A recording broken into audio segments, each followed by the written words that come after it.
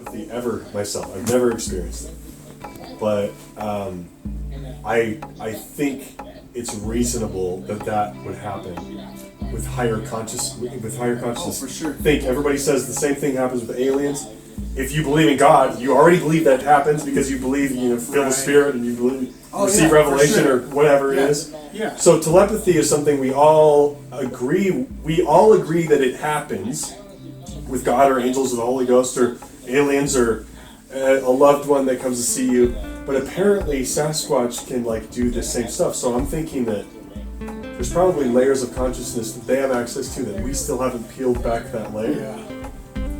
Do you understand what I'm saying? That makes total sense. Yeah. Dude, he and I, our whole lives have had this connection. It's a weird connection. Why are you brothers? To where there'll be a day that I'll be super down, have no energy at work, and I'm like, James is super depressed right now. Yeah. And I'll text him, and he's like, dude, thank you for texting me. And it'll be at the perfect time. Yeah. I'll be, driving or something happening. And he's done, man, we've done that to each other, I think, at least 6 times that I know. So take that, so you know that already happens. Yeah. Take that, now imagine what would happen if our brains, this is totally a theory, if our cerebrum, if our brain case grew, because they have larger heads. And aliens have larger heads too, I guess, I don't know. But imagine if your brains grew, that ability that you already have now, it's going to grow into what? Right. Like what? But I can tell you, it's probably going to get bigger, right? As your brain, as you get smarter and more intelligent and more evolved, whatever you have now is just going to get bigger and more clear. So somehow a Sasquatch has a lot more ability than us in the wild. They perceive many layers above us. They can't get caught on trail cams. They can't even really. They do a good job of even staying out of our conscious space. So they can navigate. Yeah. They can navigate where our ideas and thought streams are going to go, and they stay in between them. They stay completely out of human conscious space. They live in the wild. So you can't sense it. They can sense us because they're smart. They have these. They stay out of the way where you can't sense. They see what we're doing clearly. Somehow they can see where our conscious space is going to be, what our intentions or whatever. I mean, I don't know if it's necessarily that they sense our intentions, but whatever it is, they are able to consciously be aware of us far higher, on a much higher level than we are able to be consciously aware of them. They can sneak up on us, we can't sneak up on them. They can throw rocks at us and know where they're not going to be seen. They can stay outside of a fire ring of light. They can stay just far enough in the darkness. They know what's happening consciously. They can recognize us as probably a lesser evolved species, right? Nothing is lesser, nothing is more or lesser evolved. We are all on the earth at the same time. Different. But I feel like so when there's someone that's super capable in the corporate world, that's a different person that is super creative. It's like a different. It's a different intelligence. It's not that. They're not like it's a different intelligence. Or lower. But I can imagine that a Sasquatch. Exactly. All of their skills have gone into that. Whatever their evolution has happened there. Yeah. Their evolution happened there. Our evolution happened here, right?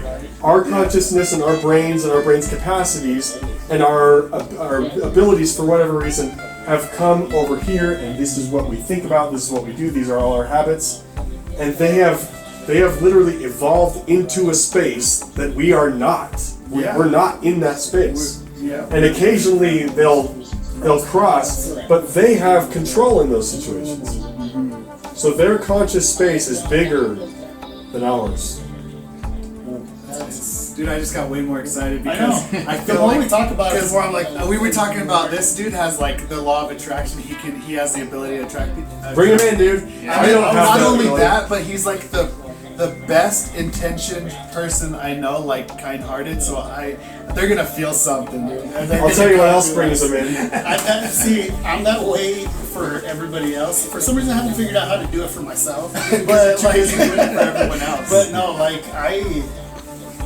Like I feel, I wish you guys could feel how excited I am right now, because if you did, then you'd be like, oh, this is something. So here's what I think. So I've experienced Sasquatch in way different ways.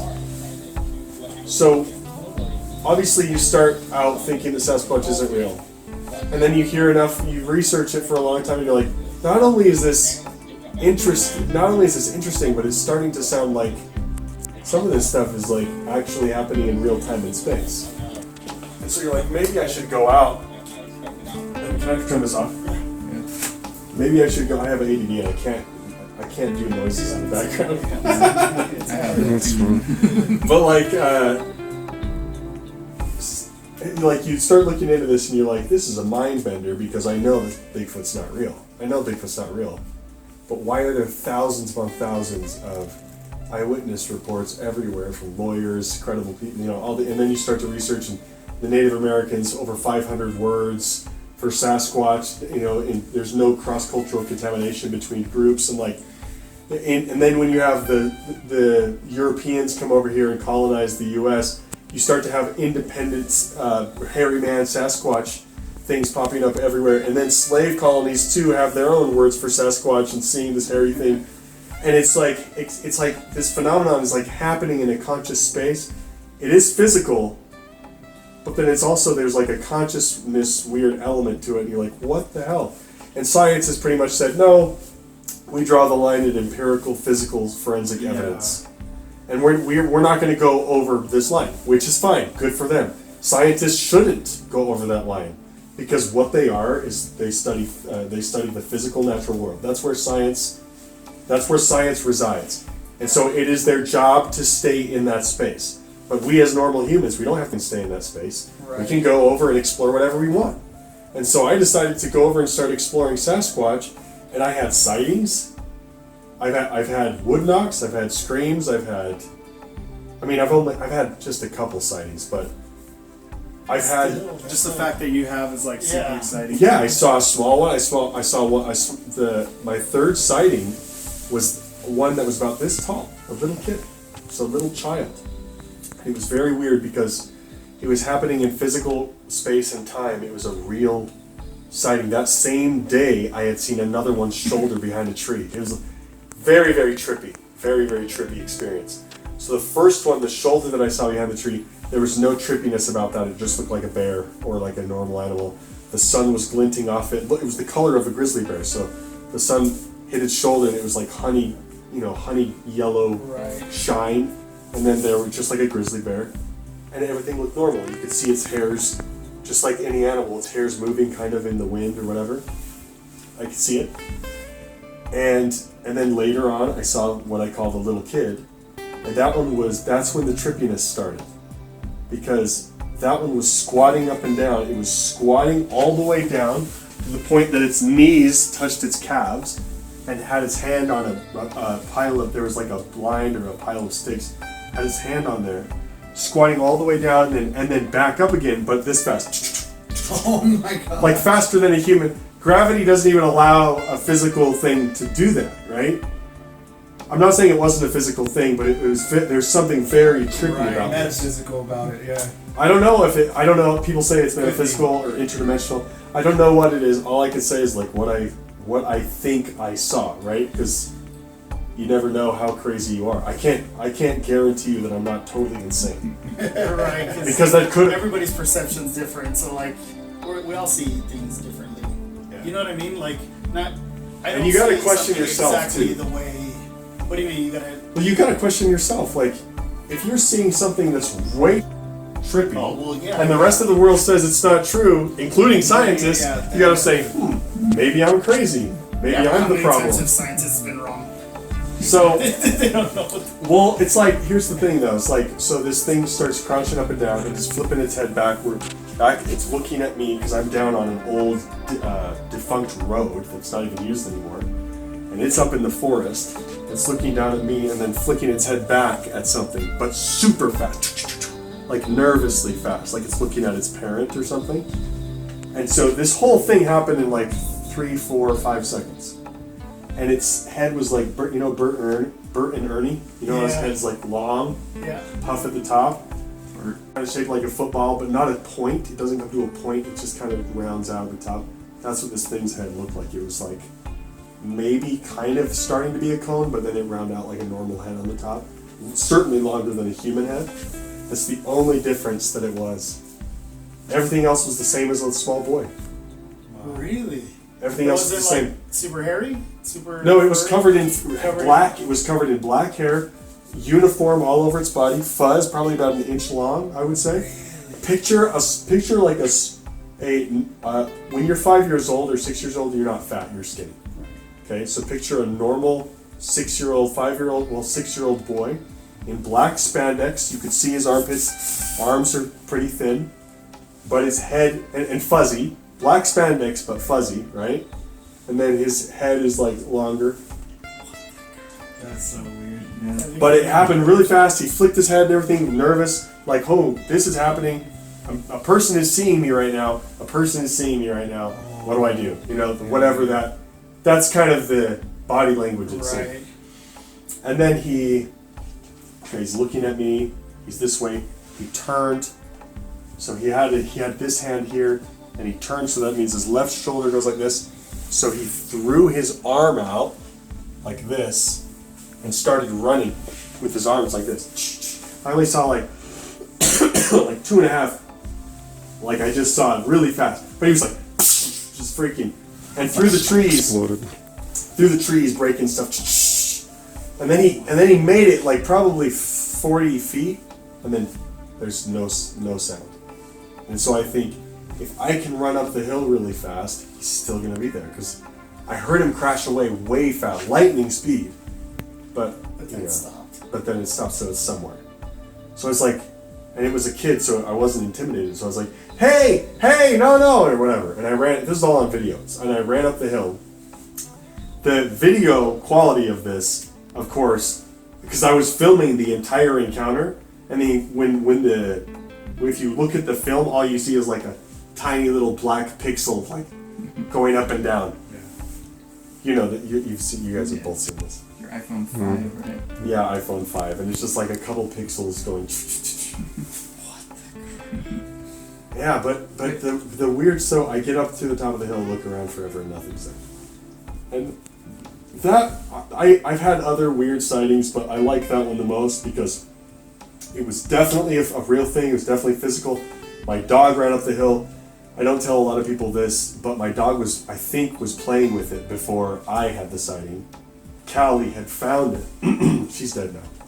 Love Callie. But she ran up the hill and she was playing with it. When she came down the hill, she never barked or anything. I saw her jumping and her tail was wagging. After that day, she had a bruise, 4 finger-looking bruises on the base of her tail, and it was swollen. Oh, I didn't know Oh that. crap! So it just looked like something. I mean, this is my imagination. Who knows? Maybe this is nothing. Maybe she hit it on a rock, but it looked like something grabbed her tail really hard. It was swollen. Well, didn't you say you saw it pull No. its tail or something? Well, no, I didn't see Oh, it. you didn't see I it? saw her tail wagging. I saw her hopping through. Just this thing that she does to me when she sees me. She hops up, all excited. So that's that story. And that story. That the reason why that story is important to me is because undeniably something physical happened, and I know that I'm not totally crazy because there's the thing on camera that I caught. Yeah, plus Right. the dog. And the dog's reacting. And then the dog had a bruise, and the dog's Yeah, that's reaction. how. So I saw one time, me and my best friend were just outside at the Lemon Tree condos in Bountiful, sitting on the stairs playing guitar. We stopped for some reason. We both looked up and we saw a bear, a pale white face. It was longer, and it was like looking over. So it had to have been this. The fence came up this high, and it had to have been this tall then, and it went back down. And we looked at each other. Did you see Wait, that? what? And we both the hairs on our arms and everything. Like even right now talking about it. Like I can call him right now and he will tell you all about it. Brian. Wait, Yeah. when and where did No, this we were teenagers, so we were happen? 20 years ago. Yeah, so we had just finished high school Okay. and we were just outside. Oh, so you're it older was a teenagers. quiet night. It was a quiet Where? Is it in Bountiful? in Bountiful. It's Centerville. like So you're up right on the off bench? of Main Street. We were in the city, but What? on the other side of the fence was like kind of like a garden, or like they had trees, you know, where they had apples and stuff like that. There might even be a fruit stand that everyone's Like an familiar with orchard? right there. Yeah, it was an orchard. Okay. And we look up, and we just could not stop talking about it all night. Like, we both saw it, we both reacted at the same time, looked at each other, and so that was undeniable. You know what I mean? It's not like I saw But it and I what was convinced there- him that he saw it. But was there a weird element of it that part of it, even though it happened in physical space and time, for sure, was there also another kind of almost conscious element to it? Yeah, like there was something there. It was aware of us. It was not a mask. It was not a person. Like, Sure. you know what I mean? It's almost like you can it was feel a the feeling intelligence. of like there was an intelligence, and it was Yeah. something else. And it There looked you at go, us, yeah. and it went like that, and just disappeared. Yeah, Never yeah. saw it again. But dude, Oh, that's but weird. I remember we looked at each other.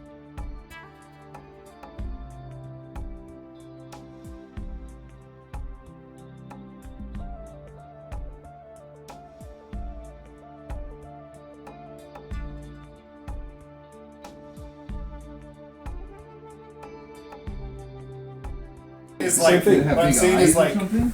Oh, so No. this. Wait, are you saying like Normal size typical gray? Oh, normal size eyes, like human size eyes? it was like it could have been bigger, but the whole face was bigger. So if the eye, it was proportionate. So how big was So the face? but the face was longer. like that, than like normal. that size, that bigger? Wait, Yep, are you like saying about like this much longer. couldn't have been human then? Couldn't have, there's no way it was human. No way. And it was skinnier. So it was a little bit longer, skinnier. Almost just like Was what- it what- attractive? Was it an attractive face like those No, Norse? it was Oh. it,